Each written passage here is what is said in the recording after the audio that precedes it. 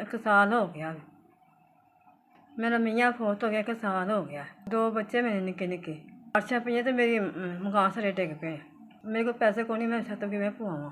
ਇਹ ਕਰੀਮ ਤਾਂ ਮੈਂ ਮਾੜੀ ਆ। ਮੇਰਾ ਭੈਣ ਭਰਾ ਕੋਈ ਨਹੀਂ, ਮੇਰਾ ਅੱਬੂ ਵੀ ਮੇਰੇ ਕੋਲ ਨਹੀਂ ਹੈਗੇ। ਜਿਹੜਾ ਰੋਟੀ ਦੇਣੇ ਕੋਈ ਸਾਲਣ ਦੇ ਦਿੰਦਾ, ਮੈਨੂੰ ਗੁਜ਼ਾਰਾ ਕਰਨੀ ਆਪਣਾ। ਦਮ ਨਾਲ ਮੇਰੀ ਡੇਰੀ ਹੋ ਗਈ, ਮੈਂ ਹਾਲਾਤ ਨਾਲ ਅਸਰ ਹੋਈ ਤੇ ਮੇਰੀ ਡੇਰੀ ਹੋ ਗਈ। ਬਿਮਾਰ ਬਮੂਰ ਰਹਿੰਦੀ ਹਾਂ। ਮੇਰੀ ਬਾਂਹ ਤੇ ਵੱਲ ਪੈ ਗਿਆ। ਘਰ ਦਾ ਮੈਂ ਜਨਾਮ ਸਿਖਾਉਂਦੀ ਹਾਂ। ਰੰਗ ਮੈਂ ਚਾਰੋਂ ਫੜ ਕੇ ਆਉਂਦੀ ਹਾਂ। 2 ਬੱਚੇ ਮੈਂ ਔਖੇ ਹੋ ਕੇ ਪਾਲਣੀ ਹਾਂ।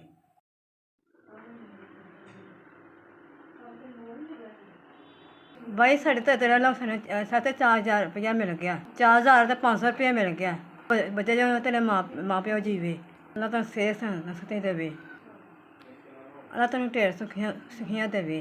ਜਿੱਥੇ ਤੁਸੀਂ ਰਹਿੰਦੇ ਉੱਥੇ ਤੈਨੂੰ ਖੁਸ਼ ਰੱਖੇ, ਤੁਹਾਨੂੰ ਪਰੇਸ਼ਾਨੀਆਂ ਦੂਰ ਕਰੇ, ਤੁਹਾਡੇ ਬੱਚੇ ਜੀਣ, ਤੁਸੀਂ ਤੇ ਖੈਰ ਕਰੇ, ਤੇਰੇ ਭੈਣ ਭਰਾਵਾਂ ਨੂੰ ਖੈਰ ਕਰੇ। ਅੱਲਾ ਖੁਸ਼ ਰੱਖੇ, ਬਾਤ ਰੱਖੇ, ਢੇਰ ਖੁਸ਼ੀਆਂ ਦੇਵੇ ਤੁਹਾਨੂੰ। ਅੱਲਾ ਤਾਂ ਜ਼ਿੰਦਗੀਆਂ ਅਸਰਾ ਪੂਰਾ ਕਰੇ। ਦੁੱਖ ਨਾਲ ਫਰੀ ਹੋਏ ਤੁਹਾਨੂੰ। ਅੱਲਾ ਖੁਸ਼ੀਆਂ ਦੇਵੇ, ਤੈਨੂੰ ਖੁਸ਼ੀ ਬਾਤ ਰੱਖੋ।